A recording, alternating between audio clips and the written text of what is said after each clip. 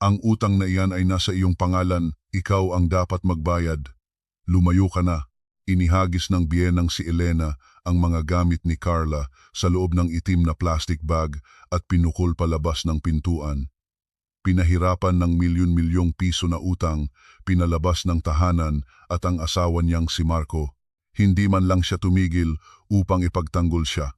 Walang mapuntahan, walang makakatulong. Ang nag-iisang lugar na maaari niyang puntahan ay ang trabaho bilang kasambahay sa isang malaking mansyon na may kasamang tulog at pagkain. Ilang araw pagkatapos, 3 itim na sedang sasakyan ang pumasok sa bakal na pintuan ng mansyon at ang simoy ng hangin sa loob ay nagbago.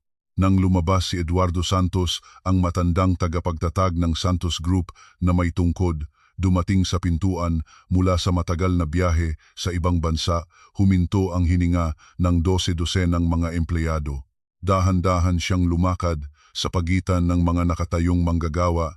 Nang malapit na siya sa bagong kasambahay na nakayukong ulo, bigla siyang huminto at nang makita niya si Carla, namutla siya at nahulog ang kanyang tungkod. Sino ba itong babaeng itinakwil ng sariling pamilya sa pamamagitan ng kasinungalingan na nagpagal ng malaaliping puso para sa mga taong nagbenta sa kanya, at bakit nanigas ang maimpluwensyang pangkat negosyante sa pagkakita sa kanya? Bago magsimula ang kwentong ito ngayon, pakisuyo na isubscribe at ilike para masuportahan kami. Naway pumukadkad ang kapayapaan at kaligayahan sa inyong araw tulad ng isang bulaklak na namumukadkad. Narito na ang ating kwento ngayon. Bago pa man mag-alas 5 ng umaga, nakayukod na si Carla Reyes sa sahig ng kusina. Pinagbukod-bukod niya ang gamot ng biyenan niyang si Tatay Felix. Ayon sa petsa, pinunasan ang mga bakas ng ubo sa kumot mula sa gabi, pinainit ang sabaw at inayos ang mga ulam. Bago pa man magmata ang kanyang biyenang babae, iyon ang simula ng bawat araw para kay Carla. Oo, nakasulat siya sa mga papeles bilang manugang, ngunit sa bahay na iyon, ang kanyang lugar ay nakapit sa pagitan ng alipin at kasambahay. Ang kanyang asawang si Marco ay nagsimulang mahirapan sa negosyo at sinobrahan ng mga tawag mula sa mga kreditor at bumibili, ngunit sa loob ng bahay, lagi siyang gumagamit kay Carla bilang kalasag. Magbibihis ng kurbata at lalabas na parang responsableng asawa, habang sa totoo ay iniisip kung paano pa mapaatraso ang mga utang at garantiya na nasa pangalan ni Carla. Ang biyenang babae ay katulad din. Walang sinuman ang mas bihasa kaysa sa kanya sa pagpapalibak ng lahat ng kasalanang sa manugang. Mula sa maliit na dahilan tulad ng alat ng sabaw, hanggang sa walang kapararakang mga paratang na nang pumasok ang manugang sa bahay, nadumihan ang palad ng pamilya. Iyon ang paraan ni Elena na panatilihin ang kanyang kapangyarihan sa pamamagitan ng pagsasaayos at pagsupil kay Carla. Biglang naalala ni Carla ang isang bagay ilang buwan na ang nakakaraan. Inilabas ni Marco ang isang bungkos ng mga dokumento sa mesa ng sala at sinabi, "Mahal, kailangan lang nating ipon muna ang pambuhay at pang-operasyon ng tindahan. Hindi ito komplikado. Lagyan mo lang ng pirma dito." Panatag ang boses ni Marco noon at hindi nabigyan ni Carla ng pagkakataon na suriin ng mabuti ang mga dokumento bago itumba ang kanyang selyo. Naniniwala siya na ito ay para lamang sa pansamantalang gastos sa tindahan. Ngunit hindi niya inakala na ang mga papel na iyon ay kumapit sa pagpapalawig ng cash advance, mga garantiya sa ilalim ng mesa at mga dokumento ng peking pagbili. Hindi niya iyon naiisip noon si Carla. At ngayon, ang mga papel na iyon ang bumalikwas ng kanyang buong buhay. Bago pa man lumipas ang tanghali, ang pagkakatok sa pintuan ay pumutol sa katahimikan.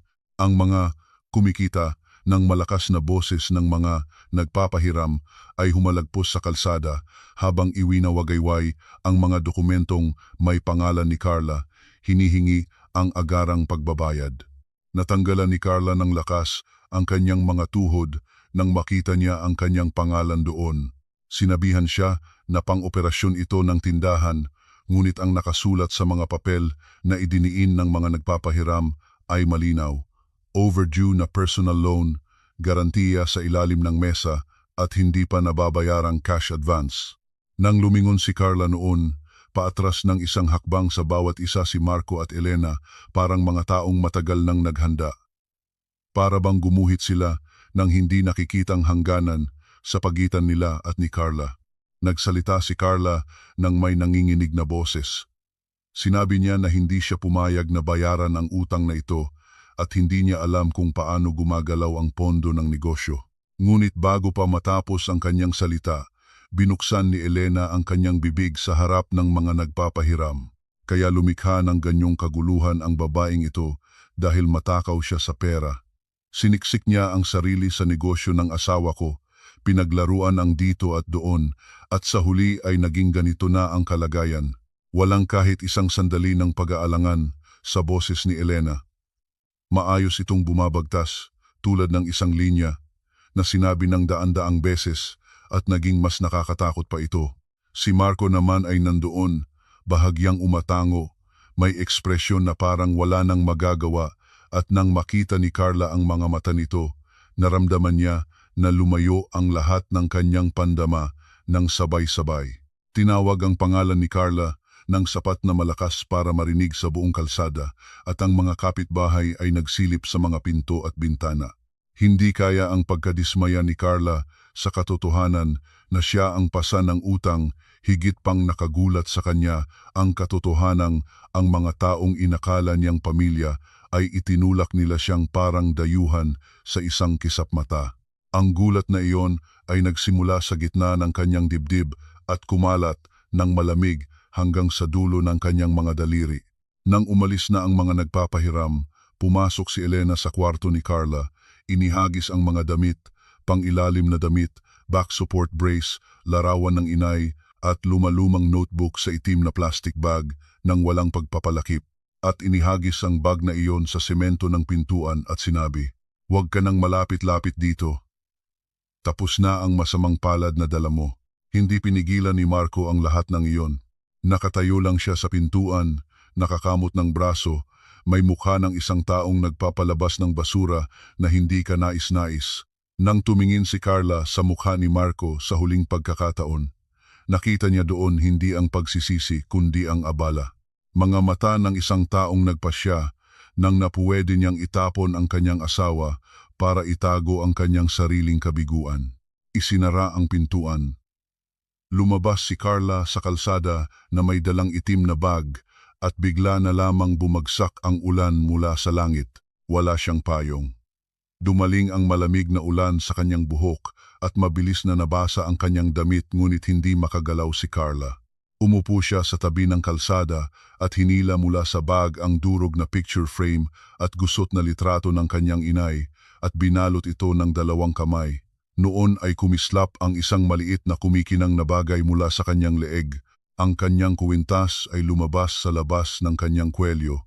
Pinigilan ito ni Carla ng kanyang kamay nang may saloobin. Ito ang nag-iisang pamana ng kanyang yumaong inay na sinabihang huwag mawawala kailanman. Sa buong buhay niya, napilitang sumuko at tumigil sa napakaraming bagay, ngunit ang kuwintas na ito ay hindi niya kailanman inalis sa kanyang katawan. At sa gabing ito, ang maliit na pilak na piraso na iyon ay parang huling patunay na hindi pa siya tuluyang itinakwil ng mundo. Nalakad ni Carla ang mahabang daan habang binabasa ng ulan at umupo sa plastik na upuan sa harap ng isang convenience store sa Taguig. Kinain niya ang isang ready-to-eat na pagkain mula sa istante habang tinitingnan nang walang malay ang mga overdue na text at notification ng pautang na dumadating sa kanyang screen. Ang mga numero ay bumabagsak sa ibabaw ng kanyang natutulog na isip, nagpapakita kung gaano kaikling oras ang natitira sa kanya. Nang lumalalim ang gabi, naisip ni Carla ang huling taong maaari niyang tawagan. Si Ate Linda, isang katrabaho niya noon sa palengke, nagtinda ng mga ulam. Maraming beses na huminto ang kanyang mga daliri bago pinindot ang numero. Hindi niya kayang sabihin ng buo ang sitwasyon, kaya nagpunta lang siya sa isang tanong. "Ate, mayroon ba akong matutulugan ngayon kahit sandali lamang?" Nanginginig ang kanyang boses. Pakiramdam niya ay tinatakpan ng kanyang lalamunan ang mga taon ng hindi paghingi ng tulong sa sinuman kahit hanggang sa ganitong kalagayan. Tumahimik si Ate Linda saglit. Pagkatapos ay hindi sinabi na pumunta agad sa kanyang bahay kundi nagbanggit ng ibang bagay. Carla, narinig ko kamakailan na naghahanap ng live-in na kasambahay sa isang malaking mansyon. Ang dati ay biglang nag-resign kaya bakante ang pwesto kasama ang tulog at pagkain, sabi nila. Sama-sama tayong pumunta bukas ng umaga. Ang salitang kasama ang tulog at pagkain ay nanatili sa tainga ni Carla. Sa kalagayang hindi pa man alam kung saan matutulog ngayong gabi, walang panahon para pumili. Naisip niya ang mataas na bakod sa mayamang lugar na hindi pa niya napuntahan, ngunit tahimik niyang tinanggap ang katotohanang wala na siyang pagpipilian. Nang gabing iyon, nahiga si Carla sa isang sulok ng isang spa sa Makati. Ibiniti ng kanyang basang damit sa dryer at habang nag-i-scroll sa mga text ng utang, natuklasan niya ang isang lumang memo na matagal nang nakasave. Isang maikling memo na may nakasulat na kaarawan ng kanyang inay. Lumabo ang mga titik sa screen dahil sa luhang namumuo sa kanyang mga mata. Inilagay ni Carla ang telepono sa kanyang dibdib at tumingin sa kisame. Dumating ang isang pag-iisip na kailangan niyang mabuhay muli sa kanyang sariling pangalan, hindi bilang manugang ng sinuman, hindi bilang sakripisyo ng sinuman. Ito ay malabo at malayo pang pangarap ngunit iyon lang ang maaari niyang hawakan. Hindi siya nakakaidlip hanggang sa liwayway ang umaga. At hanggang ngayon, hindi pa niya nalalaman na sa mansyong papasukan niya bukas, mababago ang lahat. Nang tumayo si Carla sa harap ng bakal na pintuan ng mansyon, sa unang pagkakataon, ang una niyang naramdaman ay hindi kagandahan kundi bigat. Sa kabila ng itim na bakal na pintuan ay makikita ang mga puno ng kahoy na nakahanay, ang hardin na walang kahit isang damo at ang hangin na nagmumukha na higit sa order at control kaysa sa init ng taong nakatira doon. Ito ay nagbigay kay Carla ng kakaibang impresyon tulad ng pinaghalong ospital, opisina at bilangguan. Bahagyang tinapik ni Ate Linda ang balikat ni Carla at binigyan ng maikling payo na huwag magsalita nang walang kabuluhan sa loob at gawin lang ang iniuutos. 8:00 ng umaga, sa pamamagitan ng gabay ni Ate Linda, pumasok si Carla sa loob ng mansyon at ang unang humarap sa kanya ay si Ma'am Cora, ang tagapamahalang punong opisyal ng lugar. Wala itong interes sa kasaysayan o kalagayan ni Carla, isang tingin lang sa resume at inilatag na ang mga panuntunan. Hindi pumapasok sa lugar na hindi nakaitalagang sa iyo. Hindi nagtatanong tungkol sa mga panloob na gawain ng bahay. Pinipigilan ang mga tawag sa labas sa pinakamaliit at mangyaring galaw nang walang pagkakamali bago bumalik ang amo. Walang emosyon sa boses ngunit ang bawat salita ay mabigat tulad ng isang babala. Malakas na naramdaman ni Carla na ang lugar na ito ay hindi lamang isang lugar na nagtatrabaho ng mga tao, ito ay isang espasyo na nagpapamahala ng mga lihim. Ang damit pantrabaho na ibinigay ni Ma'am Cora ay malalim na bughaw at medyo malaki ngunit tinanggap ito ni Carla nang walang salita. Mabilis na natapos ang pagtatalaga ng kwarto. Maliit na silid sa tabi ng bodega, isang lumang kama at makipot na side table lang ang laman. Ang wallpaper ay naglalaylay sa ilang bahagi at ang bintana ay sapat lang para sa 2 kamay na nakahanay. Tiningnan ni Carla ang silid at itinago ang kanyang sakit sa likod sa pamamagitan ng pagtutuwid ng kanyang gulugod. Kahit papaano ay may bubong na mas ligtas kaysa sa kalsada at sabay na naramdaman din niya ang lungkot sa kanya mismong sitwasyon na nagpapasalamat na sa ganoon kaliit na bagay. Kailangan niyang huminga ng ilang sandali para hindi mawala ang kanyang diwa. Ang unang gawain ay ang pagkislap ng mga pilak na kubyertos, pagpunas ng alikabok sa hawakan ng hagdan at mahabang koridor, at pag-aayos ng mga pinggan sa aparador. Walang alikabok sa loob ng mansyon, ngunit ang mga mukha ng mga nagtatrabahong tao ay paisa-isang nagmamatigas. Isa sa mga kasambahay na ilang taon nang nagtatrabaho roon ang napadaan kay Carla at nagbulong ng mahina. Dito, mas mahalaga ang hindi mapansin kaysa sa pagiging mahusay sa trabaho. Parang ipinaliwanag ng isang pangungusap na iyon ang buong paraan ng pag-survive sa lugar na ito. Tumango si Carla at ibinalik na ang kanyang mga kamay sa trabaho. Nang pumasok sa kusina sa oras ng tanghalian, matagal na sinipat ni Ate Belen ang namamahalang tagapagluto ang lakas ng kamay ni Carla at kung paano gumagalaw ang kanyang katawan.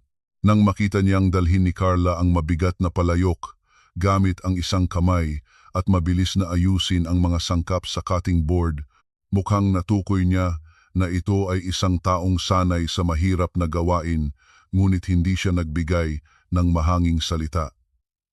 Hindi ito lugar na nagdadampi ng awa dahil sa pagod. Kung magkamali, tahimik na palalabas ng wala kang emosyon. Galaw ang mga kamay mo, huwag ang iyong damdamin. Matibay ang boses ni Ate Belen, ngunit sa loob niyon ay may katuyan ng isang taong nagpapaliwanag ng katotohanan, hindi ng isang taong pumipiga. Sumagot si Carla ng maikli opo.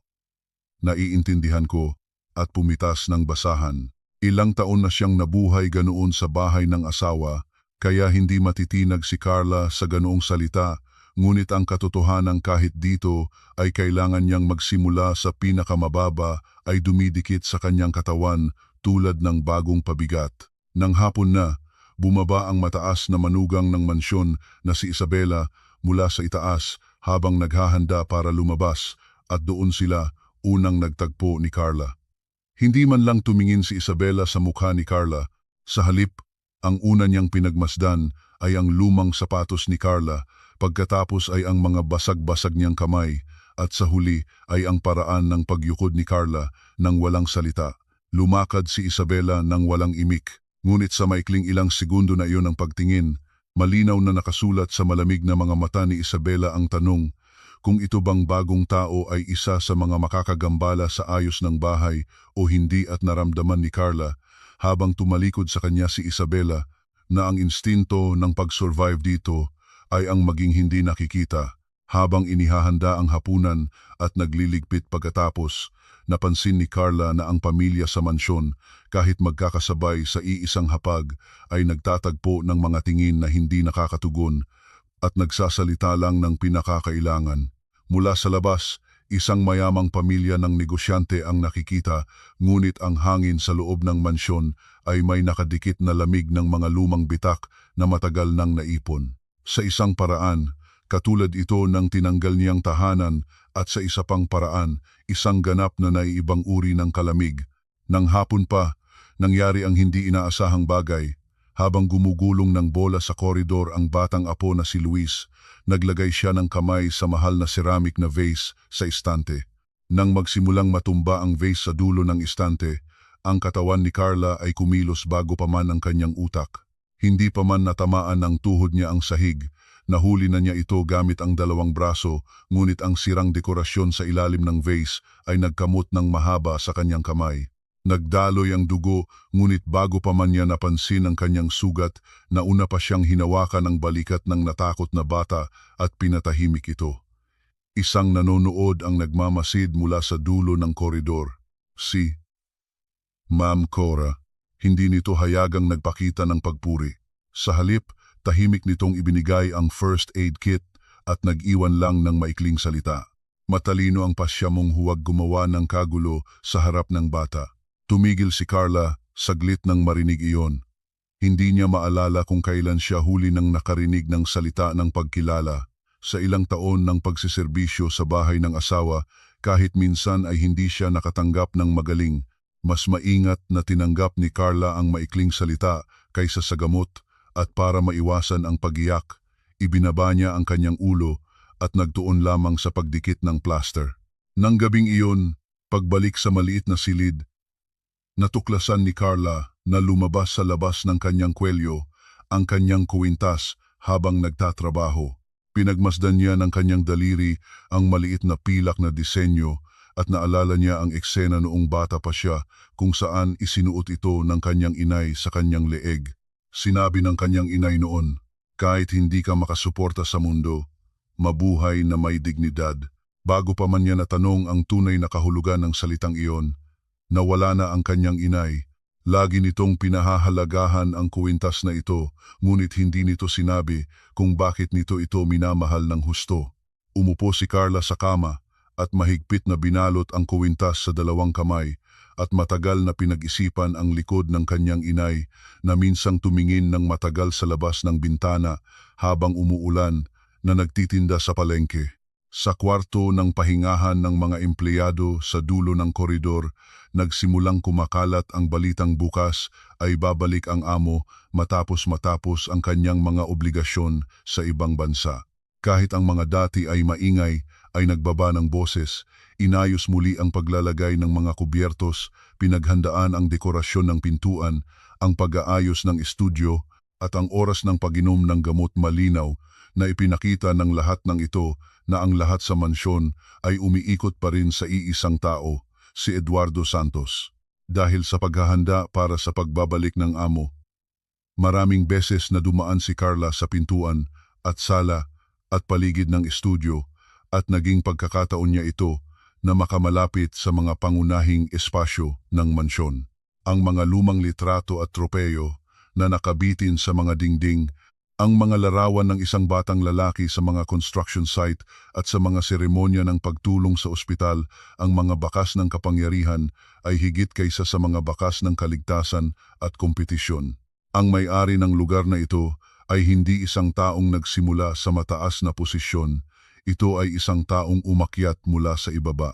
Nang hapon, isang maikling text ang dumating mula kay Ate Linda.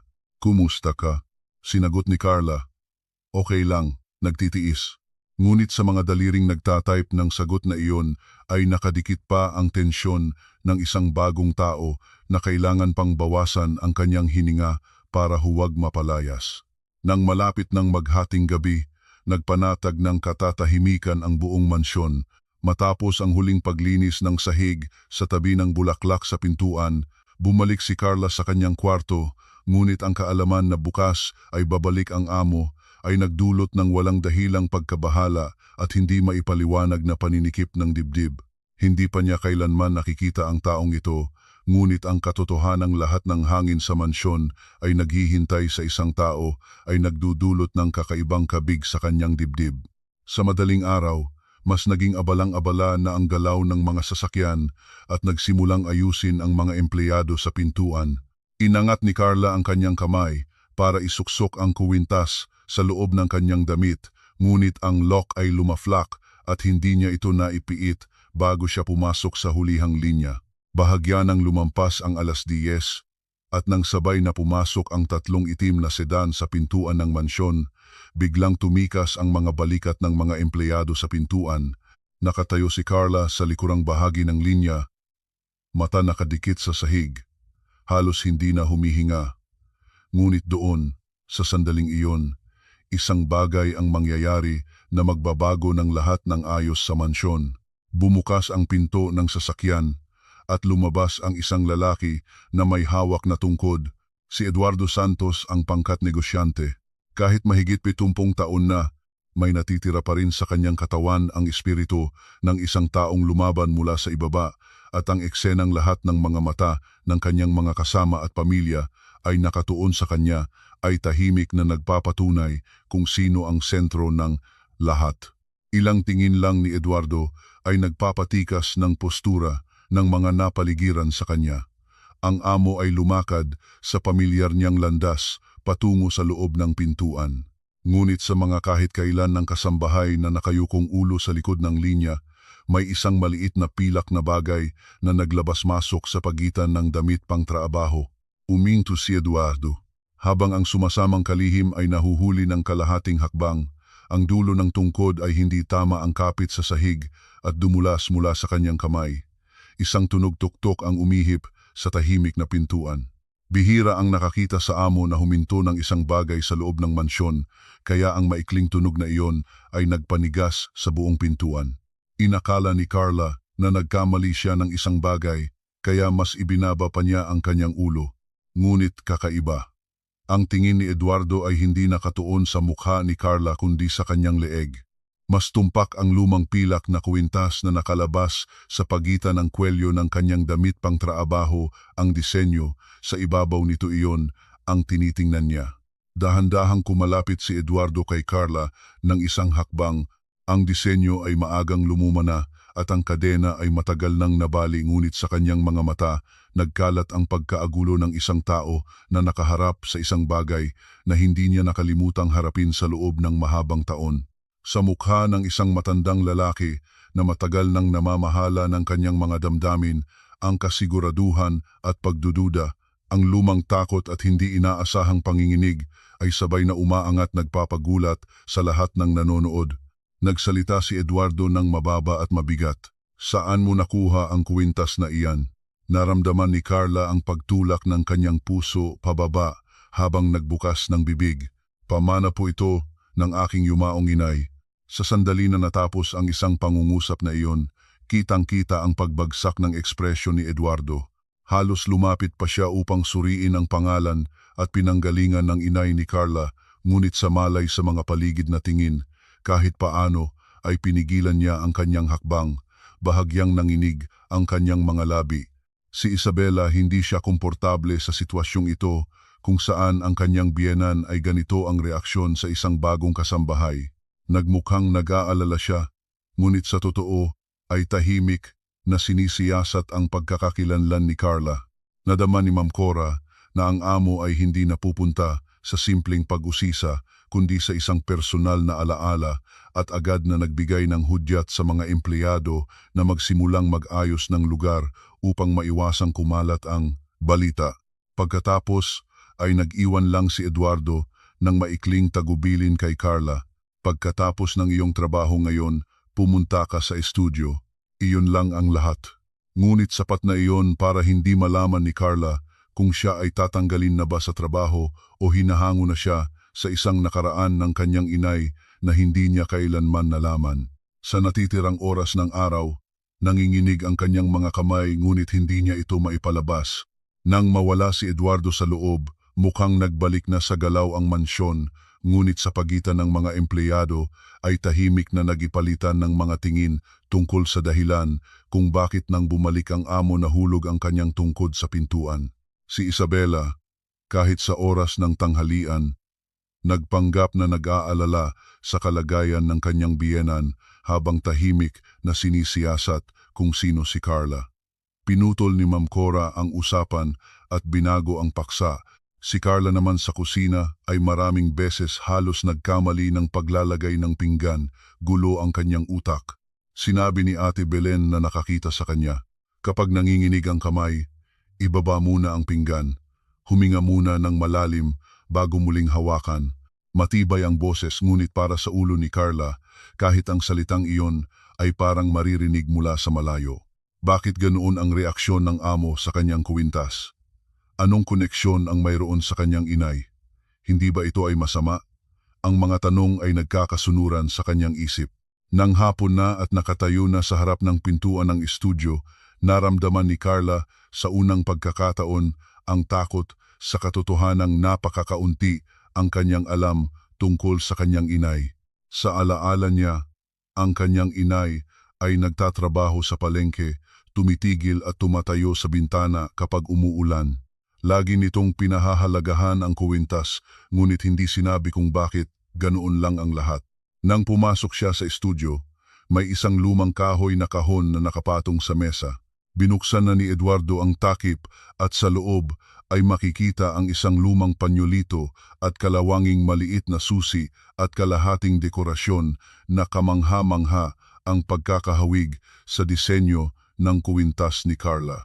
Sa sandaling nakita ni Carla ang mga bagay na iyon, isang malakas na tibok ng puso at naramdaman niya sa unang pagkakataon ang kutob na ang magaganap na kwento ay maaaring hindi aksidente.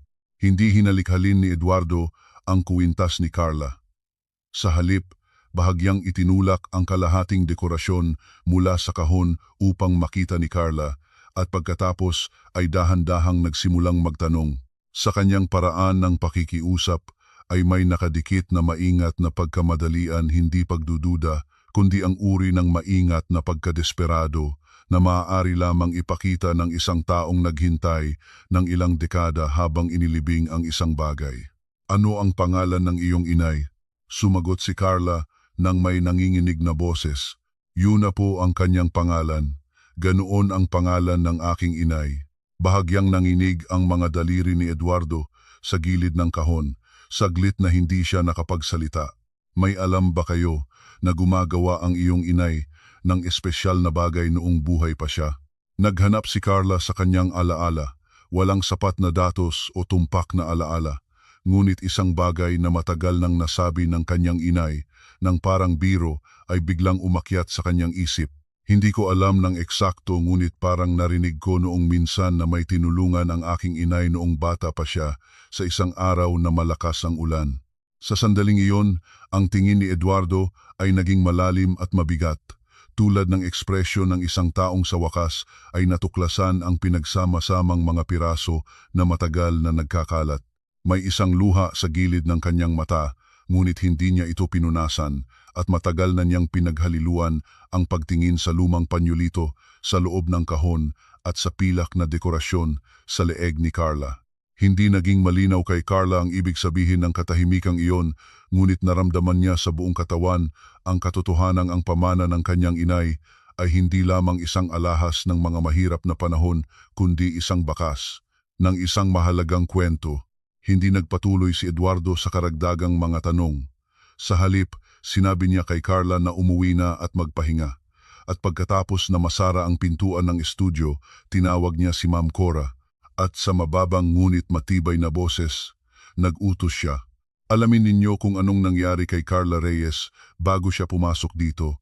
Sino ang may utang sa kanya, ano ang ginawa ng kanyang asawa at pamilya ng asawa, lahat ng detalye. Nagtungo si Ma'am Cora nang walang salita. Naramdaman niya mula sa boses ng amo na hindi ito simpleng pag-usisa. Ito ay konektado sa isang damdaming ilang dekada ng nakaraan. Lumakad si Carla papalabas ng pintuan ng estudyo at dumaan sa koridor. Hindi maayos ang kanyang mga tuhod. Hindi niya naiintindihan sa kanyang utak na ang nakaraan ng kanyang inay ay maaaring maging isang palatandaan na magbabago ng kanyang sariling nabigong kasalukuyan, ngunit sa isang bahagi ng kanyang puso, parang may isang pintuan na matagal nang nakasara ay bahagya na ngayong nagbubukas. Hating gabi na. Sa gitna ng kadiliman ng buong mansyon, mag-isang nagniningning ang estudyo. Inilabas ni Eduardo mula sa lumang kahoy na kahon ang isang panyulitong nauyat, habang dahan-dahang isinuot niya ang dulo ng kanyang mga daliri sa mga dugo pang bakas na natitirang sa tela. Muling nabuhay sa kanyang alaala ang amoy ng maalong ulan noong ilang dekada na ang nakaraan. Ang panyulitong ito ay amoy lupa at dugo, at may nakaimbak pa rin na init ng katawan ng isang babae. Noong panahon na si Eduardo ay personal na nagbibisita sa mga construction site, isang araw na malakas ang monsoon, may baguyong humagupit sa isang bundok na daan at ang sasakyan ay ganap na tumagilid. Sa halo ng bugsong tubig, ulan at putik, tatlo silang nakulong sa loob ng sirang sasakyan: si Eduardo, ang driver, at ang isang kasama. Putol ang komunikasyon at patuloy na bumabagsak ang landslide mula sa itaas. Takip ang mata ni Eduardo ng duming dumudulong mula sa kanyang noo at ang kasama niya sa tabi ay nawalan na ng malay. Noon, isang batang babae ang lumabas sa ulan. Hindi siya malaki o may espesyal na kagamitan, ngunit kamangha-mangha ang kanyang kalmado. Matapos tingnan ang loob sa pamamagitan ng basag na bintana, nagsimula siyang alisin ang mga salamin gamit ang hubad na kamay at inayos muna ang posisyon ng leeg ng nakatulog na kasama upang masiguro ang paghinga. Kahit na nasugatan at nagdudugo ang kanyang mga kamay, hindi siya huminto. Tumpak ang kanyang mga desisyon kung sino ang ilalabas muna, tulad ng isang taong sinanay. Pinigilan ng babae ang noo ni Eduardo gamit ang kanyang sariling panyulito at nandoon siya hanggang dumating ang rescue team.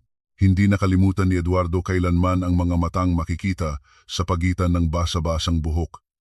Ang mga mata na puno ng tibay, hindi takot. Sa proseso ng pagliligtas, naputol ang kadena ng kuwintas ng babae at isang kalahating dekorasyon ang nanatili sa loob ng Amerikana ni Eduardo, ngunit sa kaguluhan noon, walang nakapansin. Matapos dalhin sa ospital, nang mabawi ang malay ni Eduardo, wala na ang babae. Walang nakitang pangalan sa record ng emergency room o sa tala ng pulisya. Sa loob ng ilang taon, nagtatanong si Eduardo sa mga lokal na opisyal, ospital at asosasyon ng mga mangangalakal, ngunit hindi niya siya nahanap. Sa lahat ng imbitasyon na nagpapasalamat, hindi lumabas ang babae.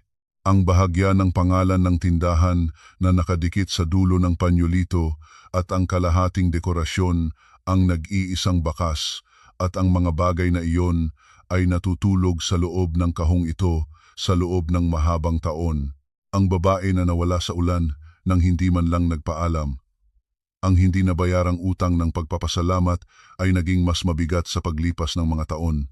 Habang tinitignan ni Eduardo ang noo ng panyolito, isinalin niya sa kanyang isip ang disenyo ng kuwintas ni Carla at ang kanyang sariling kalahating dekorasyon. Habang ang hula ay nagiging katiyakan, naging mainit ang kanyang mga mata, ngunit wala siyang lugar na mailabas ang damdamang ito. Sa parehong oras, hindi rin nakatulog si Carla. Sa kanyang alaala, noong bata pa siya at malakas ang ulan, maaga itatapos ng kanyang inay na si Yuna ang pagtitinda sa gabi at ilalabas ang isang lumang kahon para pagmasdan ng matagal. Kapag tinanong kung ano ang laman, palagi itong sasagot, "Isang bagay na mahalaga para sa nanay mo," at isasara ang kahon. Minsan pa, sa isang basang-basa na kalsada ng palengke, sinabi ng kanyang inay, "Tulungan ang tao kung kaya mo, ngunit huwag mamuhay na umaasa sa gantimpala." Para sa isang si Carla na wala pang 10 taon noon, mahirap na salita, ngunit ngayon ay paulit-ulit na umaaliw sa kanyang isipan. Mga 10:00 ng umaga kinabukasan, muling inakay ni Ma'am Cora si Carla papunta sa estudyo. Naghihintay si Eduardo nang nakabukas ang kahon. Sa loob ay makikita ang nauyat na panyolito, kalawanging susi at maliit na metal na dekorasyon. Inilabas ni Eduardo ang kalahating dekorasyon at inilapat sa kanyang palad papunta kay Carla. Pinaghaliluhan ni Carla ng pagtingin ang kanyang kuwintas at ang dekorasyon. Parehong disenyo ng bulaklak, parehong kurba, parehong sukat. Nagsimulang manginig ang kanyang mga dulo ng daliri nang hindi niya inaasahan. Nagsalita si Eduardo ng mababang mabigat na boses. "Miss Carla Reyes, makikita mo na ang dekorasyong ito at ang iyong kuwintas ay magkapares. Maaari ba kitang tanungin kung kailan pumanaw ang iyong inay?" Pigilan ng dibdib si Carla, ngunit sinubukang sumagot ng kalmado. 8 taon na po ang nakakaraan.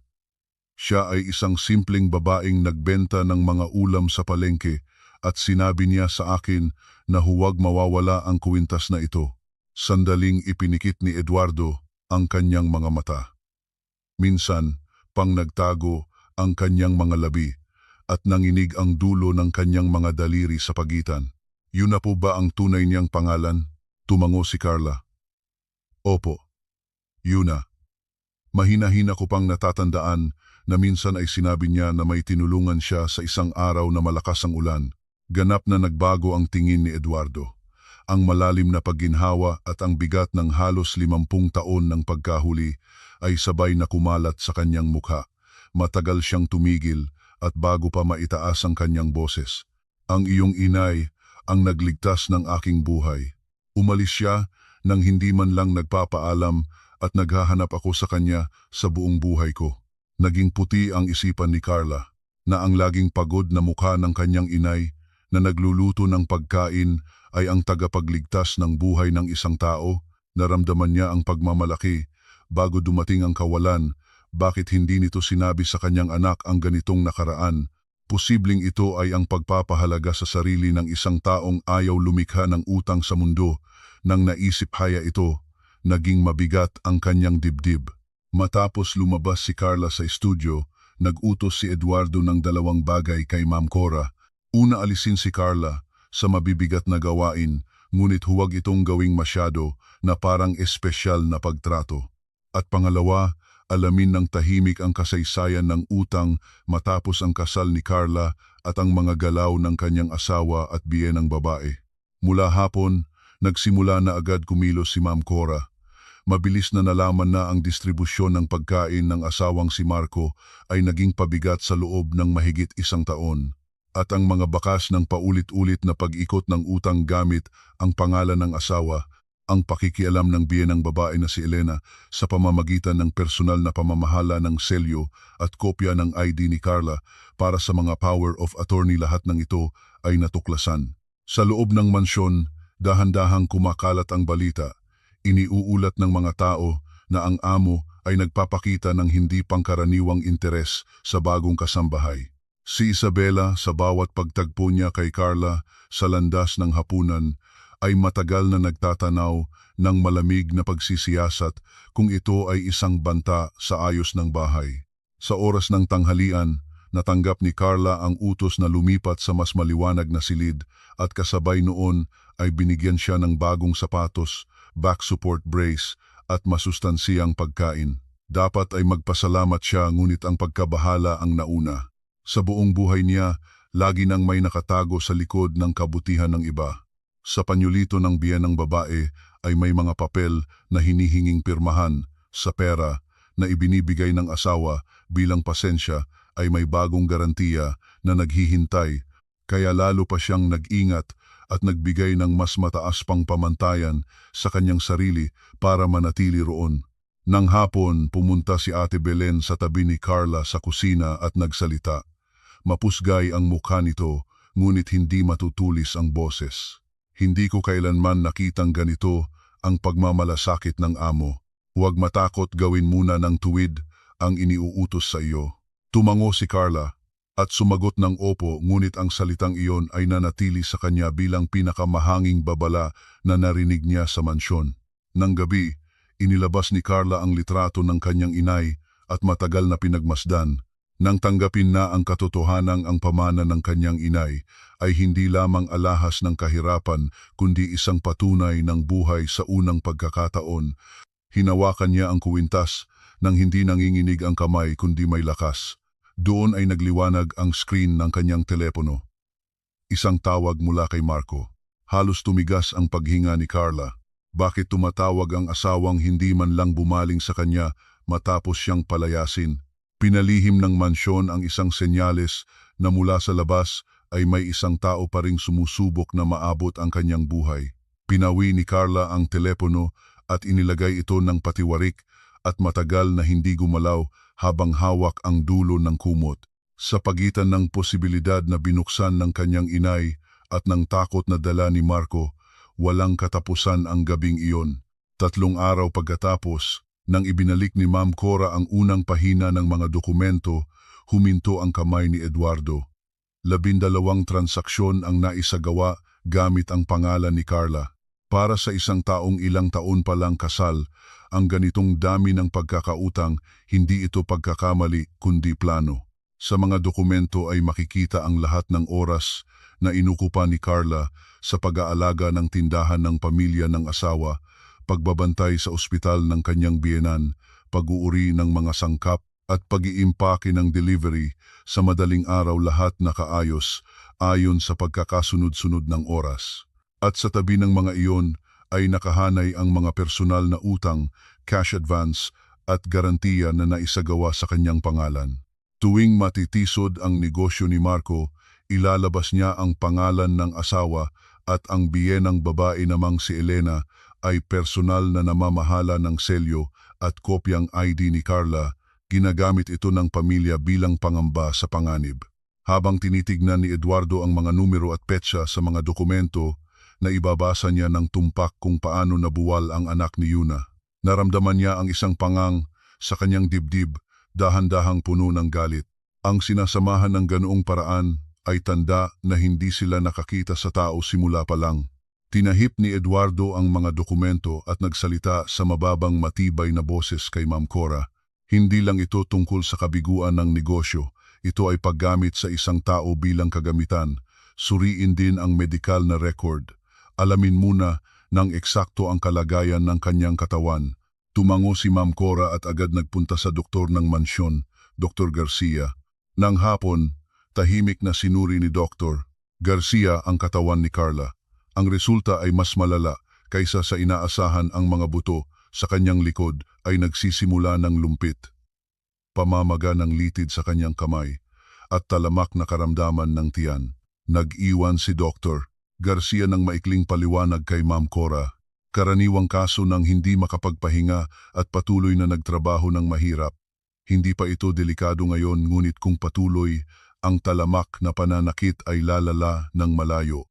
Ang salitang ito ay obhetibong nagpapakita na ang nakalipas na buhay ni Carla ay hindi lamang mahirap sa emosyon, kundi aktwal na nag-iwan ng mga bakas sa kanyang katawan. Matapos matanggap ang ulat, hindi agad kumilos si Eduardo sa direkta. Sa halip, tahimik na kumilos sa pamamagitan ni Ma'am Cora. Inilayo si Carla sa mga mabibigat na trabaho, nakaihanda ang mainit na lugaw at sabaw para sa oras ng kainan, at inayos pa ang basag na hangin sa bintana ng kanyang maliit na silid. Hindi nakikita ngunit kumpleto ito ay isang tanda ng isang taong hindi sanay na magprotekta ng iba, ngunit nagsisikap sa sarili niyang paraan. Naramdaman ni Carla na nagbago ang kanyang pagtrato, ngunit ang pagkabahala ay nauna kaysa sa pasasalamat. Sa buong buhay niya, lagi namang may nakatago sa likod ng kabutihan ng iba, kaya lalo pa siyang naging maingat at muling bumangon ang lumang ugali ng pagpigil sa sarili na kailangan niyang gumawa ng mas maayos para manatili roon. Si Isabela naman ay hindi napansin ang pagbabago. Ang bigla-bigla na pagiging magaan ng trabaho ni Carla, ang pagprotekta ni Ma'am Cora kahit sa maliliit na pagkakamali, ang mga tingin ni Eduardo sa mesa na para bang sinisiyasat si Carla, ang uri ng pag-aalaga na hindi man lang kailanman natanggap ni Isabela para sa kanyang sarili, ngayon ay napupunta sa isang taong walang background at ito ay nagdulot ng instinktibong banta sa kanya. Nang magtipon muli ang mga damit pagkatapos ng pag-aayos, tinawag ni Isabela si Carla sa tabi. Ngumingiti ang mga mata, ngunit malamig na linya ang mga salita. Ang mga bagong tao na masyadong kapansin-pansin ay hindi nagtatagal. Ang paraan para manatili dito ay ang tahimik na gawin ang iyong trabaho. Noong una, automatiko sana nitong ibinaba ang kanyang ulo ng mas malalim si Carla. Sa totoo ay umurong pa nga ang kanyang katawan. Ngunit kakaiba, hindi siya ganap na nabuwal. May isang bagay sa likod niya ang nagtataglay ng alaala na kahit isang tao sa mansyon na ito ay duminig sa kanyang kwento hanggang sa dulo. Iyon ang bahagyang nakatulong sa kanya.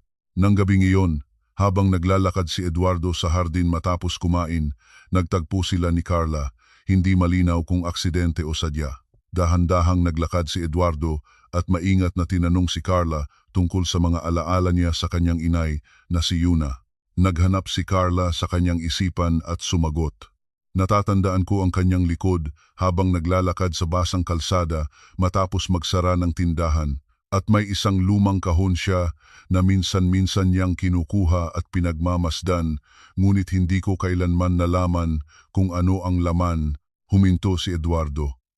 Matagal na tumingin sa kadiliman ng dulo ng hardin at pagkatapos ay nagsalita ng mababa. Ang nasa loob ng kahon ay malamang na ang natitirang kalahati ng kuwintas na ito. Ang iyong inay ay nagligtas ng buhay ko, ngunit hindi siya kumuha ng anuman. Ang maikling pag-uusap na ito ay lumikha ng isang uri ng damdamin na ganap na naiiba sa romantikong tensyon. Para kay Eduardo, si Carla ay ang huling patunay ng buhay ng taong nagligtas sa kanya noon. Para kay Carla, si Eduardo ay isang estrangerong nagpapatunay na hindi walang kabuluhan ang buhay ng kanyang inay. Ang dalawa ay dahan-dahan na naghanap ng lugar sa pagpuno ng walang isa't isa. Nang sandaling iyon, hindi pa alam ni Carla kung anong nangyayari sa labas ng mansyon. Samantala, natuklasan ni Ma'am Cora mula sa karagdagang investigasyon na nagsimula ng gumalaw ng kahina-hinalang si Marco kamakailan. May balita na ang kaakilalang asawa ng dealer ay nagpunta sa mayamang mansyon at may isang dating business partner na nagkomento pa na kung makuha ulit ang manugang ay maaring magamit ang koneksyon ng amo para mabukas ang pondo. Mula ng gabing iyon, nagsimulang paulit-ulit na tumatawag ang hindi kilalang mga numero sa telepono ni Carla. Nang tingnan niya ang mga text, halo ang mensahe ang utang ay hindi nawawala kahit tumakas ka at ang presyur na alam namin kung saan ka nagtatrabaho. Halos nahulog ng kamay ni Carla ang telepono. Muling nabuhay ang takot na maaari siyang muli pa mabawian ng kanyang nakaraang buhay sa kaarawan ng mansyon. Matapos matanggap ang ulat, tahimik na nag-isip si Eduardo. Alam niya na lumampas na ang panahon ng tahimik na pamamahala ng problemang ito mula sa loob ng mansyon. Nagpasya siyang putulin ang ugat ng problema, hindi itago ang usapin. Sa parehong gabi, nakaupo si Carla at pinagmasdan ang litrato ng kanyang inay. Hindi niya naiintindihan kung bakit ngayon lumabas ang taong ito o bakit ang nakaraan ng kanyang inay ay bumabalik upang iligtas siya. Ngunit sa harap ng hindi kilalang pakiramdam na hindi siya ganap na tinakwil ng mundo, sa unang pagkakataon ay nakahingi siya ng mahabang hininga. Ngunit mayroon pang isang bagay na hindi alam ni Carla. Sa parehong oras, si Marco at ang kanyang biyenang babae na si Elena ay magkasamang napatunayan na ang may-ari ng malaking mansyon ay si Eduardo Santos. Nagnining ang mga mata ni Elena at bahagyang umangat ang sulok ng kanyang mga labi. Ang mansyon ng Eduardo Santos? Ibang usapan na ito. Ang dalawang taong itinuring na basura ang manugang nang palayasin ito nang muling nagsimula silang tawagin itong pamilya. Isang mas malaking at mas marungis na kalkulasyon ang nagsimulang gumalaw patungo sa mansyon. Nang kinabukasan ng umaga, ang hawak sa kanyang pulso ay malamig at tumpak. Nang biglain ng mga daliri ni Isabela ang pulso ni Carla, automatikong naninigas ang katawan ni Carla. Sa lahat ng kanyang panahon sa mansyon, ito ang unang pisikal na pakikipag-ugnayan at bago pa man magsalita ay naramdaman na niya sa balat na ito ay hindi pagmamahal. Sa nakalipas na 2 araw, naging higit na marahas ang pakikitungo ni Isabela. Sinabi niya na ang vase ay 3 sentimetro, ang pagkakalagay ibalik daw sa tamang lugar. Sinabi rin na may kulubot ang tela ng hapag, kaya kailangang iplansya muli mula sa simula. Bawat isa ay maliit lang, ngunit kapag paulit-ulit na nangyayari araw-araw, hindi na ito maliit. Malinaw ang intensyon ang tukuyin ang bawat kilos ni Carla at lumikha ng pagkakamali. May dahilan kung bakit naging ganito. Ang dating tahimik na babala ni Isabela ang interes ng kanyang biyenan sa isang walang background na bagong kasambahay. Ang pag-aalaga na hindi man lang kailanman natanggap ni Isabela bilang manugang sa loob ng mahabang panahon ngayon ay napupunta sa isang tagalabas. Ito ay isang instinktibong banta. Nang hapon sa koridor, hinawi ni Isabela ang landas ni Carla at mahigpit na hinawakan ang kanyang pulso. Nahulog ang basahan na hawak ni Carla. Maikli ang lumabas na salita ni Isabela, ngunit malinaw ang kahulugan. Huwag lumampas sa aking sakop.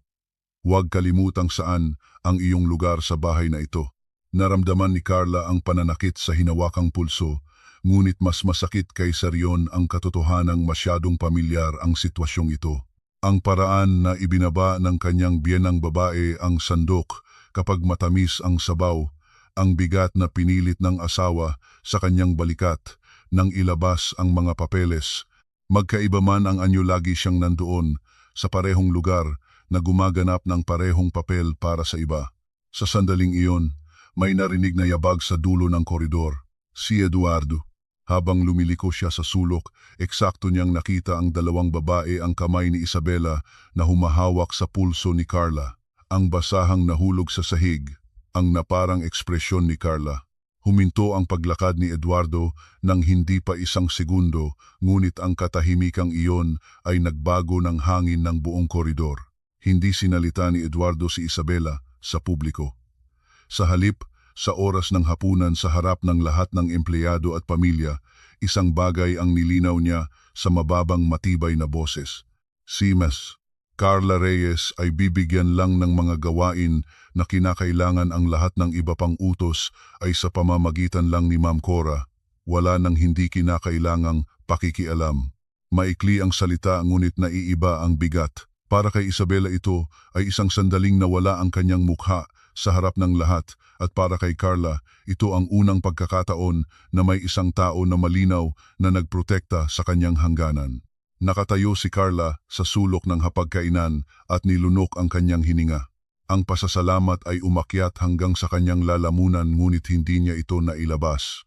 Matapos ang hapunan, naging mas mahirap pa ang loob ni Carla. Para sa kanya, naging mas masamang ang simoy ng bahay dahil sa kanya. Dapat ba siyang mag-impake ng tahimik at umalis? Nang malapit na ang ideyang iyon sa dulo ng kanyang mga daliri, tinawag siya ni Ma'am Cora sa koridor. Mapusgay pa rin ang ekspresyon, ngunit may lakas ang boses.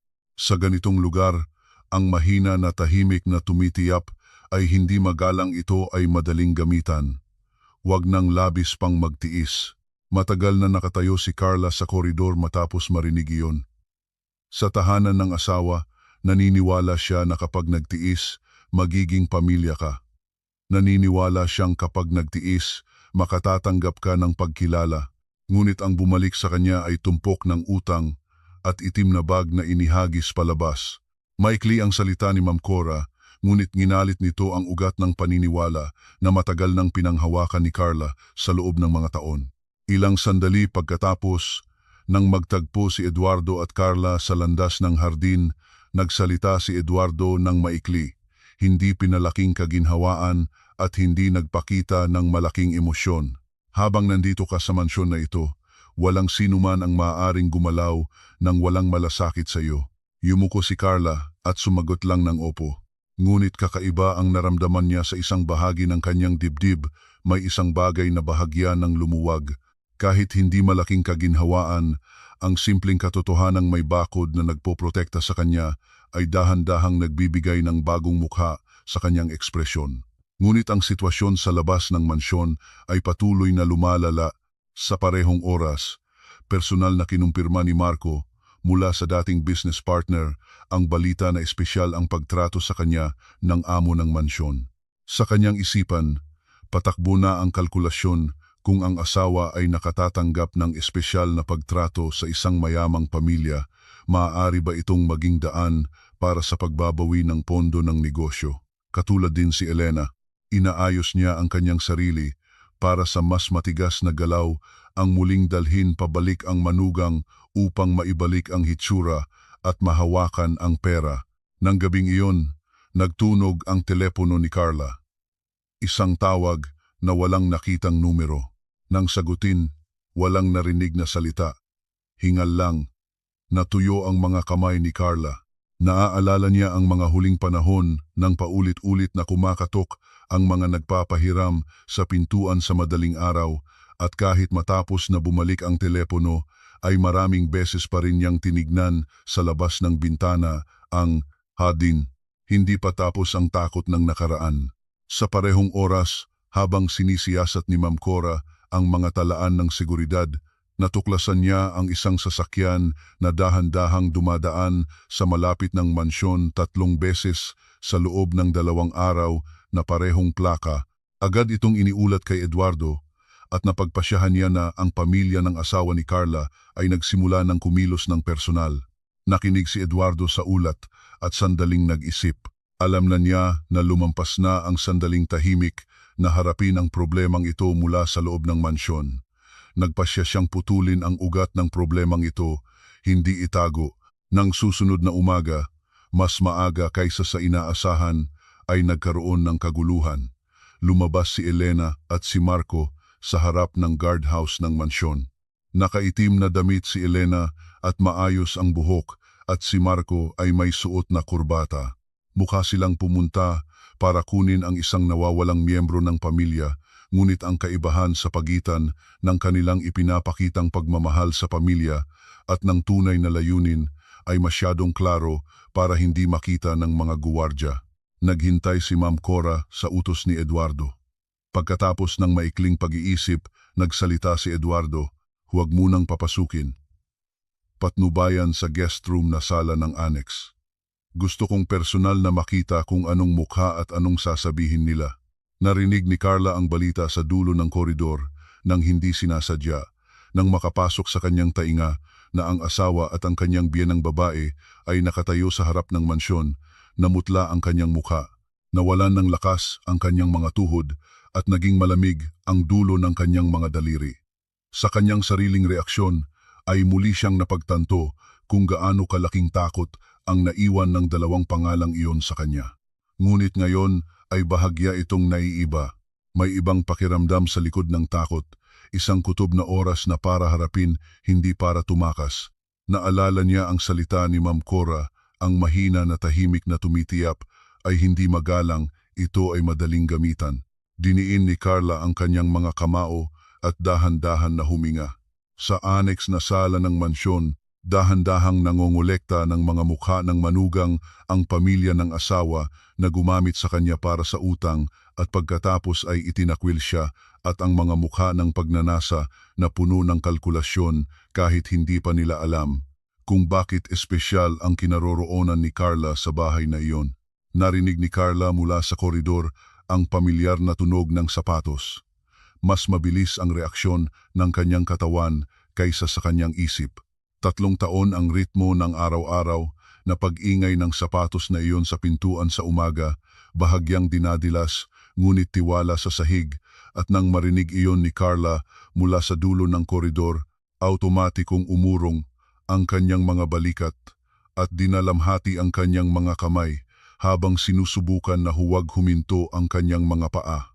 Hanggang doon ay hindi pa alam ni Carla na ang paghaharap na ito ay magiging pagkakataon upang tuluyang putulin ang kanyang nakaraan. Sa harap ng pintuan ng sala, tumingin si Ma'am Cora ng diretsyo sa mga mata ni Carla, magkasama ang mga kamay at isang tono na mas mababa ngunit may lakas. Nandoon si Eduardo. Hindi ka nag-iisang haharapin ang anumang bagay. Hindi inalis ni Ma'am Cora ang tingin pagkatapos ng mga salita at naunawaan ni Carla ang proteksyon sa loob ng maikling pangungusap na iyon at bahagya lang niya itong itinango. Nang bumukas ang pintuan, ang una niyang nakita ay ang itim na damit ni Elena. Ang biyenang babae ay nagpanggap na nagalala ang mukha at ang mga nakayuko na labi at mga mata na parang may luha ay magmumukhang nagmamahal na biyenang babae para sa sinumang hindi nakakaalam ng sitwasyon. Si Marco naman ay nakasuot ng kurbata at maayos na buhok at sa ilalim ng mukha na pinagsamang paghingi ng tawad at pagkagalak ay eksakto namang nabasa ni Carla ang kalkulasyon na lagi na niyang nakilala noon. Nang makita na si Carla ay lalampas na sa pintuan, bahagya nang tumayo si Elena mula sa upuan, sama-sama ang mga kamay sa harap ng dibdib, malawak ang mga mata at nagsalita ng may dinalamhati na boses. Carla, napabuti ka naman, natutuwa akong makita ka. Hindi ko alam kung gaano kami nag-aalala ng buong pamilya nang umalis ka. Bahagya ang pag-alog ng mga labi ni Elena, ngunit kaya na nitong tukuyin ni Carla kung emosyon o arte. Kapag totoo ang pag-aalala ng biyenang babae, hindi nito itinataas ang boses sa harap ng iba. Ang tunay na pag-aalala ay lagi itong tahimik at ang 3 taon na iyon, ang natanggap ni Carla ay hindi tahimik na pag-aalala kundi tahimik na kontrol.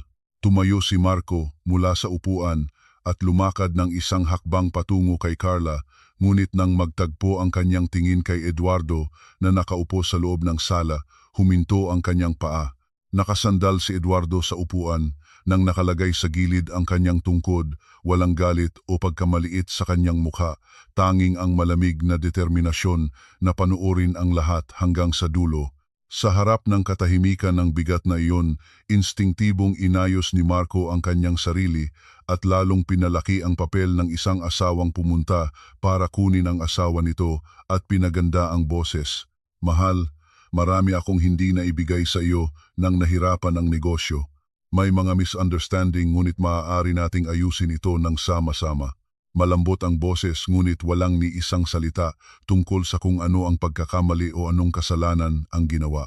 Ang paraan ng pagsubok na takpan lang ang sitwasyon ay eksakto ang paraan na daan-daang beses nang naranasan ni Carla sa loob ng 3 taon. Hindi sumagot si Carla. Natakot siya na baka kapag nagbukas ang kanyang bibig, mauna pa ang upo tulad noong dati. Kapag sabay na gumagana ang mga luha ni Elena at ang malambot na boses ni Marco, lagi naming nagiging taong nagkamali si Carla noon at umuurong ng isang hakbang, ngunit ngayon ay naiiba. Naririnig pa rin niya ang salita ni Ma'am Cora at ang presensya ni Eduardo ang nagbigay sa kanya ng unang pakiramdam ng hindi pag-iisa. Nang matagal na duminig si Eduardo, nagbigay siya ng hudyat sa Ma'am Cora at inilatag ni Ma'am Cora ang mga naihanda ng dokumento sa ibabaw ng mesa. Nang mabuksan ang folder, Ganap na nagbago ang hangin ng sala. Sa unang pahina ay makikita ang listahan ng mga utang na naisagawa sa pangalan ni Carla, nakaayos ayon sa petsa. 4 na personal na utang, 3 cash advance, 2 garantiya sa ilalim ng mesa, 3 power of attorney para sa bayad ng mga deal, lahat ay 12 at sa tabi ng bawat isa ay nakahanay ang record ng pagbabantay ni Carla sa ospital ng biyenan. Sa oras na naisagawa ang mga utang, nandoon si Carla sa ospital para alagaan ang kanyang biyenan. Ang isang tao ay hindi maaaring nandoon sa 2 lugar sa parehong oras. Dahan-dahan na nawala ang malambot na ekspresyon sa mukha ni Marco.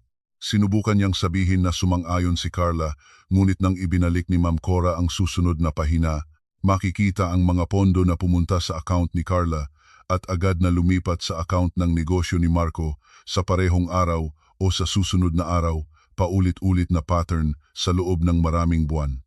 Sinubukan ni Elena na guluhin ang usapin na normal lang sa pamilya ang magtulungan sa mga dokumento. Ngunit sa huling dokumento na inilabas ni Ma'am Cora ay makikita ang mga record ng text ni Elena mismo na may mga petsang kasama na malinaw na nakasulat.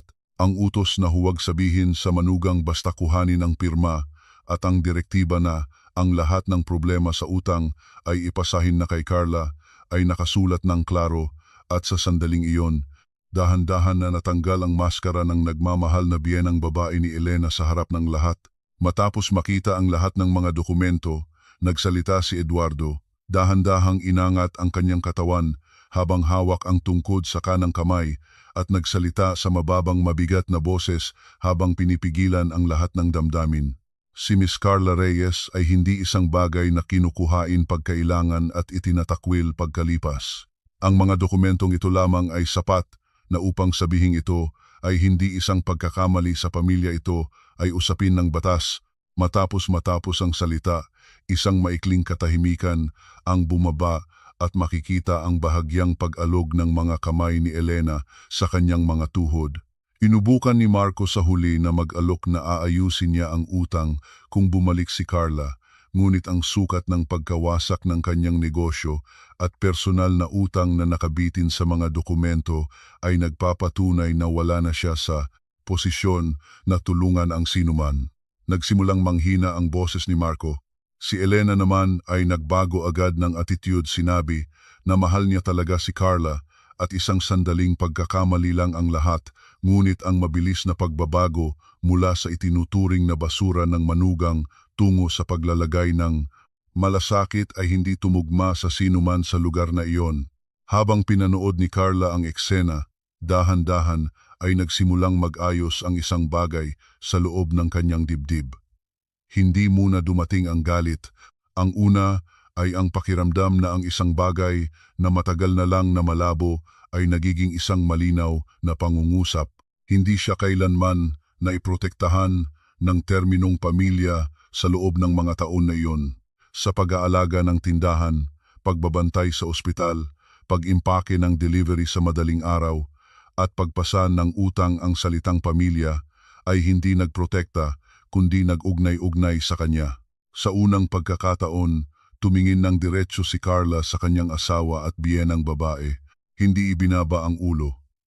Inilagay ang magkabilang kamay sa kanyang mga tuhod at dahan-dahang nagsalita ng nanginginig ngunit malinaw.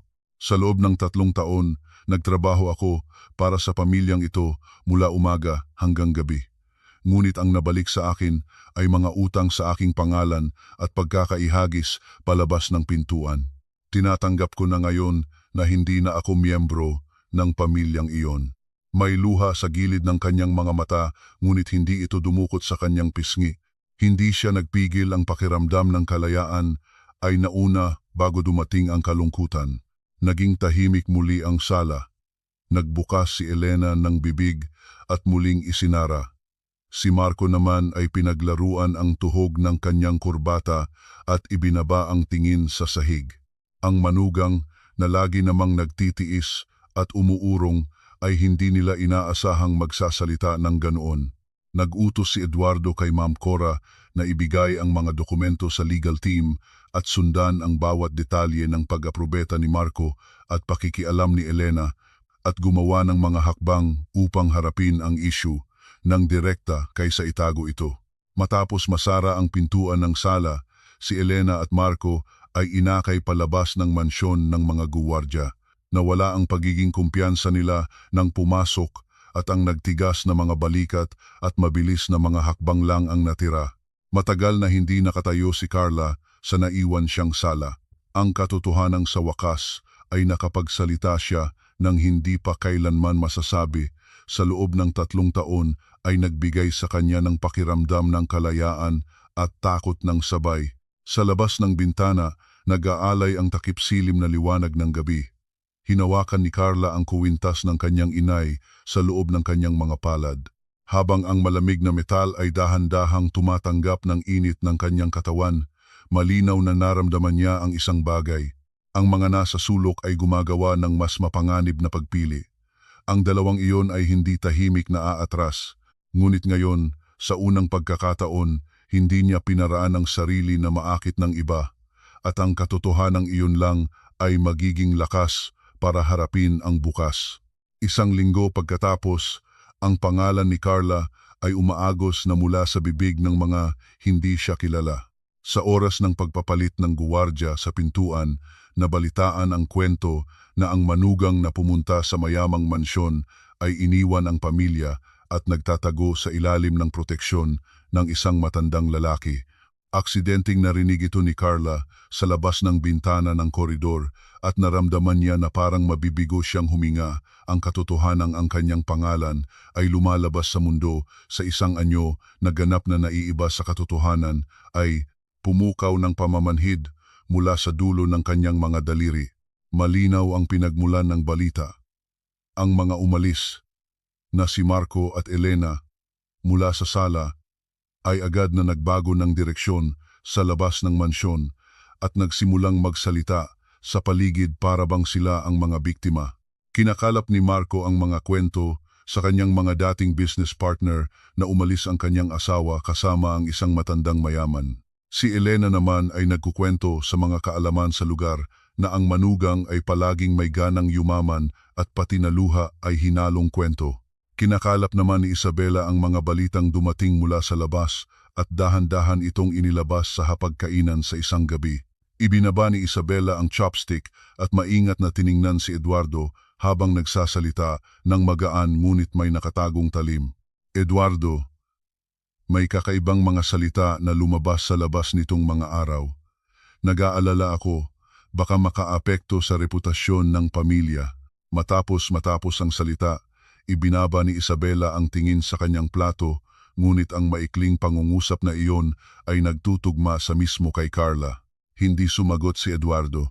Dahan-dahan lang niyang ibinaba ang kutsara at tumingin sandali sa labas ng bintana, at habang lumalala ang katahimikang iyon, tahimik na lumalaki sa pagitan ng mga miyembro ng pamilya sa hapagkainan ang hindi komportableng mga hinuha tungkol kay Carla.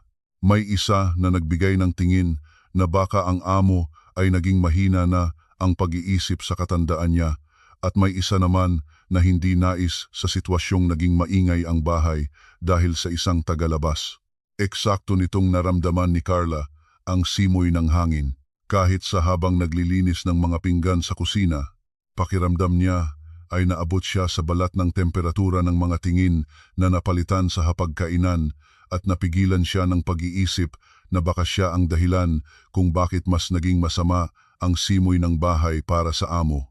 Nang gabing iyon, nagsimulang mag-impake si Carla ng kanyang mga damit sa kanyang maliit na kwarto. Ang pag-alis ng tahimik ay ang pinakamabuting para sa lahat ayon sa kanyang pag-iisip. Ngunit habang gumagalaw ang kanyang mga kamay, nag-overlap sa kanya ang imahe ng sarili niyang muli na pinapalayas at ang alaala ng itim na bag na inihagis palabas ng pintuan ng tahanan ay bumagsak ng mabigat sa kanyang mga balikat. Ngunit nakita ito ni Ate Belen. Nakatayo ito sa pintuan ng silid, pinaghaliluhan ang pagtingin sa mga nakatiklop na damit at sa pagmamatigas na ekspresyon ni Carla, at pagkatapos ng isang malalim na hininga ay nagsalita ng mababa ngunit matibay. Kung umalis ka rito, magiging totoo ang sinasabi ng mga nag-iingay sa labas. Sila na ang mananalo. Matapos magsalita si Ate Belen, tiningnan niya ng diretso ang mga mata ni Carla at sa loob ng tingin na iyon ay makikita ang tibay ng isang taong maraming taon nang nakaligtas sa mansyon. Hindi gumalaw si Carla nang matagal habang nasa tuhod ang mga nakatiklop na damit. Alam niya sa isipan na tama si Ate Belen, ngunit ang pakiramdam na ang presensya niya lang ay nagbibigay ng pinsala sa iba ay isang bagay na pinagkondisyon sa loob ng 3 taon sa bahay ng asawa at hindi ito madaling matanggal. Kahit ganoon sa pagkakataong ito ay hindi niya kinuha ang bag at lumabas ng pintuan at iyon lang na ang pagbabago kaysa dati. Nang susunod na gabi, tinipon ni Eduardo sa hapagkainan ang lahat ang legal team, ang mga miyembro ng pamilya at si Ma'am Cora. Ang hindi karaniwang pag-aayos ng mga upuan ay nagpatigas ng mukha ng lahat sa tensyon at si Isabela ay hindi malaman kung bakit at umupo sa dulo ng upuan. Naupo si Eduardo sa dulo ng mahabang mesa at nang makumpirma niyang nakatutok sa kanya ang lahat, iinabay ang kanyang tungkod sa tabi ng mesa at inilabas ang lumang kahon ng kahoy. Lumabas mula sa kahon ang isang nauyat na panyulito at kalawanging kalahating dekorasyon ng kuwintas. Maayos na inilagay ni Eduardo ang mga bagay na ito sa hapagkainan at para sa unang pagkakataon ay ibinunyag sa kanyang pamilya ang kwento ng aksidente sa construction site sa panahon ng monsoon ilang dekada na ang nakaraan. Nang mabagsak ang sasakyan at nalunod sila sa putik at bugsong tubig ulan, isang hindi kilalang babae ang lumabas mula sa ulan. Naalis niya, gamit ang hubad na kamay ang mga salamin, inayos ang leeg ng nakatulog na kasama at pinigilan ang dugo ni Eduardo gamit ang kanyang panyolito hanggang dumating ang rescue team. Tumanggi siya sa bayad at tumalikod palayo. Habang nagkukwento si Eduardo, dahan-dahan ang boses at para sa unang pagkakataon, nakita ng pamilya ang bahagyang pamumula ng mata ng isang matandang lalaking hindi karaniwang nagpapakita ng damdamin.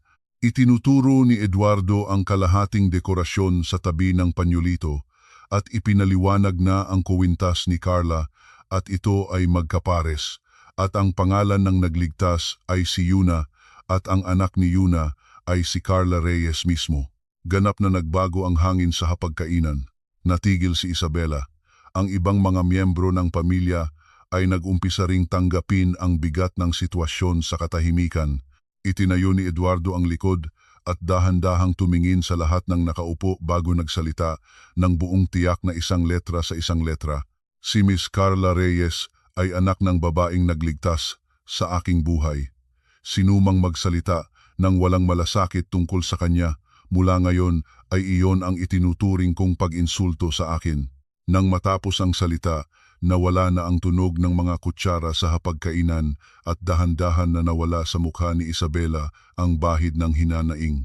Pagkatapos ng pahayag, ipinaliwanag pa ni Ma'am Cora sa lahat ang katotohanang ang iligal na pakikialam ni Marco at Elena sa mga utang, pag-abuso sa pangalan at pag-agaw ng pondo ay nasa ilalim na ng proseso ng batas.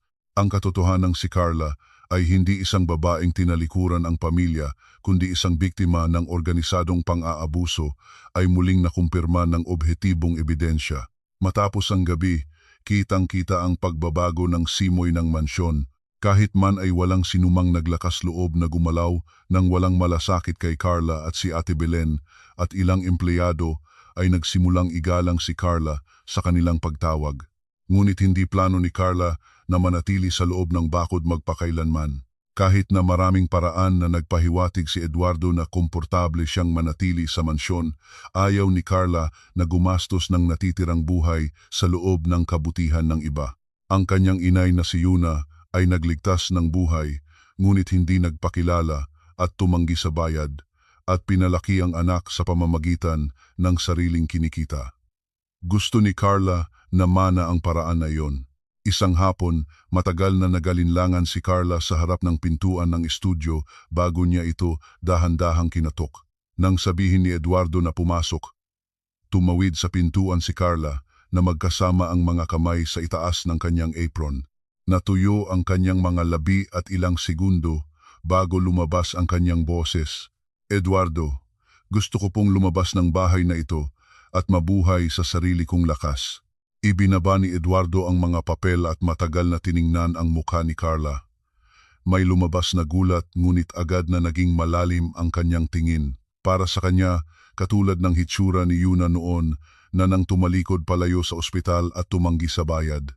Dahan-dahang itinayo ni Eduardo ang kanyang tungkod at sumagot ng mababa at mabagal. Bibigyan kita ng pagkakataon para makatayo ng mag-isa ngunit hindi ako lulusong sa harapan. Iyon ang paraan na gusto ni Yuna. Malalim na yumuko si Carla. Naging mainit ang loob ng kanyang lalamunan ngunit hindi siya umiyak. Kapag umiyak siya sa harap ng taong ito, baka manginig ang kanyang desisyon na umalis.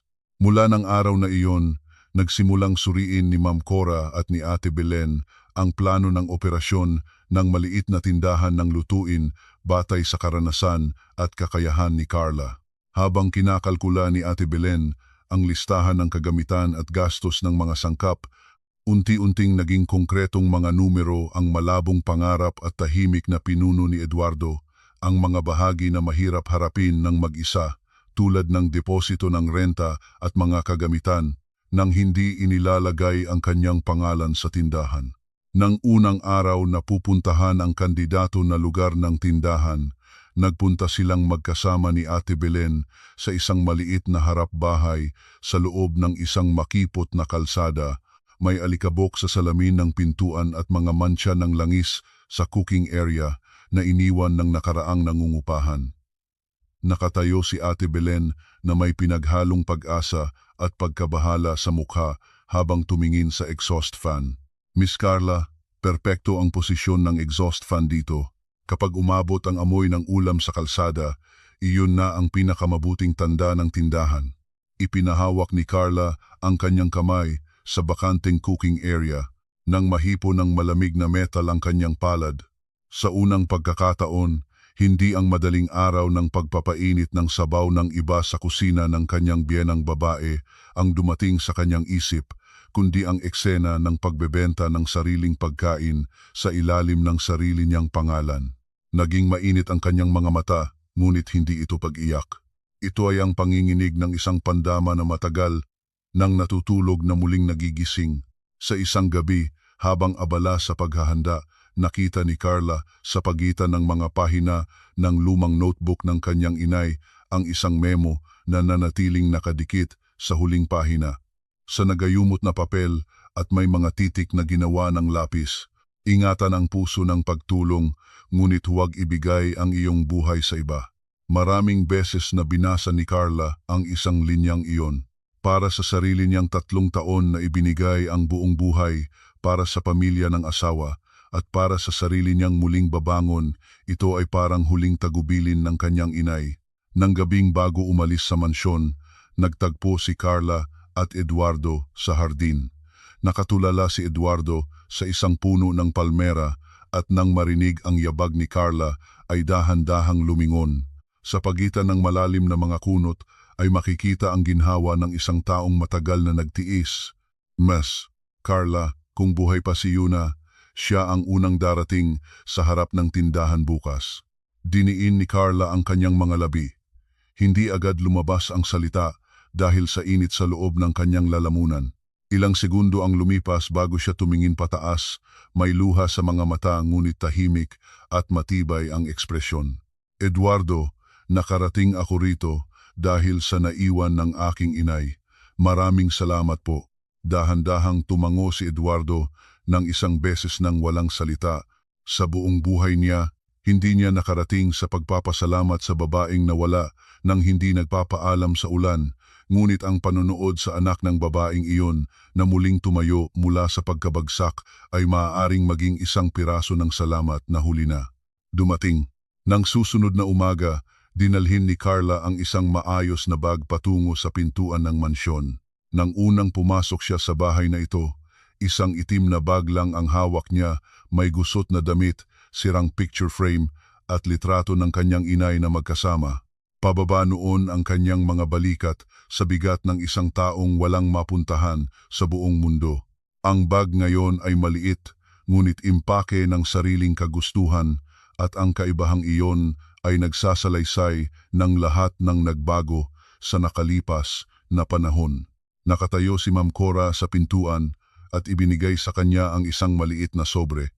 Sa loob ay makikita ang panghuling kopya ng kontrata ng renta ng tindahan at ang listahan ng kalusugang pamamahala na inihanda ng doktor.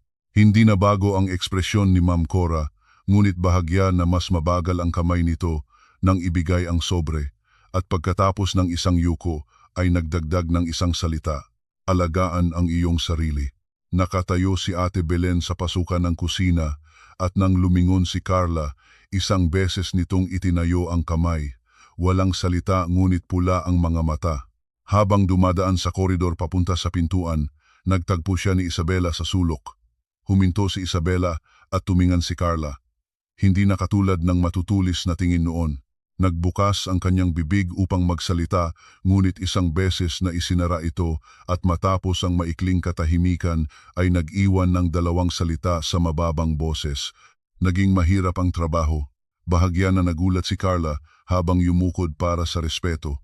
Hindi ito isang ganap na pagkakasundo, ngunit sa maikling salitang iyon ay may dumaan na pinakamaliit na pagkilala. Nang mabuksan ang bakal na pintuan at lumabas si Carla, tinitingnan siya ni Eduardo mula sa bintana ng estudyo.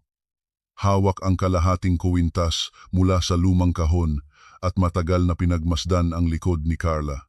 Tahimik na nagtanong si Ma'am Cora sa tabi niya, "Sigurado po ba kayong hayaan siyang umalis?"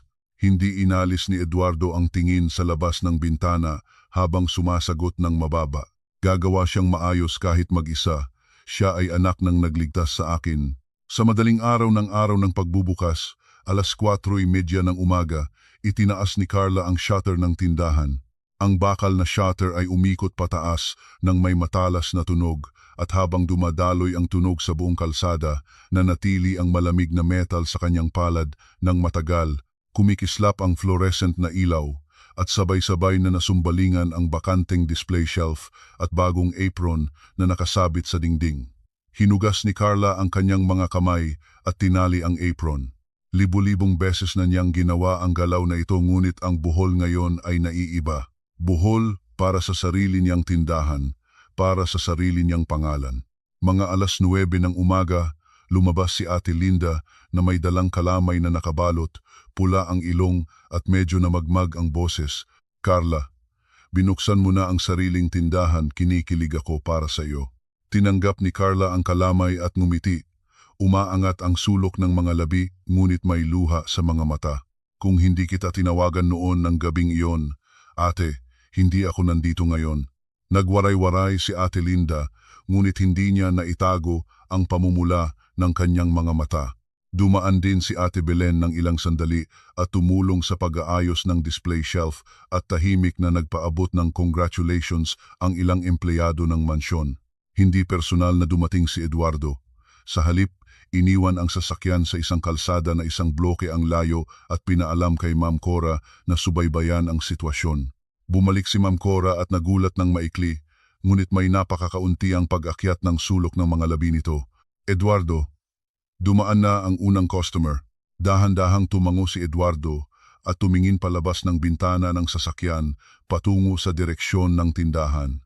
Kung buhay pa si Yuna, gaano ba kaya niya kapagod-pagod ang anak niyang ganito? Habang lumipas ang pag-iisip na iyon, dahan-dahan na bumaba mula sa kanyang mga balikat ang isang mabigat na pasan na nakabitin doon sa loob ng mahabang panahon. Sa loob ng simpleng emosyon na kahit paano ay nakapagbigay ng sagot ng huli, ay tahimik niyang inibaba ang isang utang na nagod. Nagbibigay ng liwanag ang hapon na araw sa salamin ng pintuan. Ang kuwintas ng kanyang inay ay nakasabit sa leeg ni Carla, ngunit ngayon ay hindi niya ito itinatago sa loob ng damit. Ang maliit na dekorasyon ay kumikislap sa liwanag ng araw, at ito ay hindi mukhang bakas ng kahirapan, kundi patunay ng isang taong nagtiis at nanatiling buhay. Nang gabi, ibinagsak ni Carla ang shutter ng kalahati at iniayos ang mga benta ng araw. Habang dahan-dahang pinupunasan ang mga lalagyan ng isa-isa, mahinahon niyang tinimbang ang distansya sa pagitan ng madaling araw na kumakain nang nakatayo sa kusina ng kanyang biyenang babae at ang sandaling ito, puno ang buong katawan ng pagod, ngunit iyon ay hindi ang pagkapagod ng isang taong ginagamit ng iba, kundi ang malusog na pagod ng isang taong nagtapos ng araw na sarili niyang itinayo. Bago isara ang pintuan, huminto si Carla sa harap ng litrato ng kanyang inay na nakalagay sa istante. Nagsalita siya nang hindi nanginginig. "Nay, ngayon ay binuksan ko ang tindahan sa sarili kong pangalan." Sinara ni Carla ang ilaw at ikinandado ang pintuan. Ang tunog ng susi sa loob ng padlock ay bahagya ring nagpatunog sa kalsada. Sumihip ang simoy ng hangin mula sa dagat at bahagya ring nanaog ang dekorasyon ng kuwintas sa kanyang kwelyo. Hindi na inaalala ni Carla ang sarili bilang isang taong nakalulungkot. Tahimik niyang tinanggap na ang buhay ng kanyang inay at ang kanyang sariling pasa, hindi ito tinahi ng kabutihan ng iba, kundi naging sunod-sunod ng panahon kung saan sa sarili niyang paa ay muli siyang nakatayo. At sa gayon, ang kwento ni Carla Reyes ay hindi nagtapos bilang isang kawawa-awang manugang na natuklasan sa mansyon ng isang mayaman. Nagwakas ito bilang record ng isang taong nagmana ng mapagmahal na buhay ng isang ina na naligtas ang buhay ng isa at sa huli ay muling itinayo ang buhay sa sariling pangalan at sariling mga kamay. Ang daan na nilakad ni Carla ay mahirap, ngunit ang nagligtas sa kanya ay hindi isang malaking bagay. Ang tahimik na kabutihan ng isang inay na nagligtas ng buhay sa ulan nang hindi man lang nagpapaalam iyon ang muling bumagsak sa nasiraan at nabigong buhay ng anak ilang dekada pagkatapos. Ang mga mabuting gawa ay hindi nawawala, bumabalik ang mga ito balang araw. Nawa ang paniniwalaang ito ay maging maliit na kaginhawaan para sa inyo na nagdadaan ng mahirap na araw ngayon. Kung magsusubscribe at magli-like kayo, babalik kami na may mas magandang kwento. Naway lagi kayong nasa mabuting kalusugan at kaligayahan.